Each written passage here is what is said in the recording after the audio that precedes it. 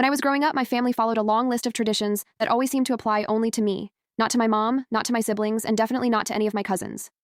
If there was a family event, I was expected to cook, serve, and clean, because according to my mom, the youngest daughter must honor tradition.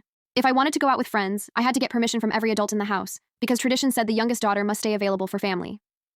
Even when I turned 22 and got my own job, my mom still insisted that I follow these traditions or I would bring shame to the family. The final straw came during my cousin's engagement dinner. Everyone else wore whatever they wanted, but my mom forced me to wear an old, heavy outfit that didn't fit. She said tradition required the youngest daughter to dress conservatively to represent humility.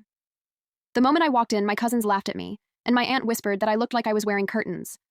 My mom didn't defend me. She just smiled and said, "Tradition builds character." That night, I decided I had enough and I was finally going to use their own rules against them. A week later, we had a big family gathering at our house. Right before everyone arrived, my mom told me to start setting the table. Instead, I calmly handed her the serving tray and said that tradition says the oldest woman in the house must lead by example. She froze, but the relatives were already walking in, so she had no choice but to serve them herself.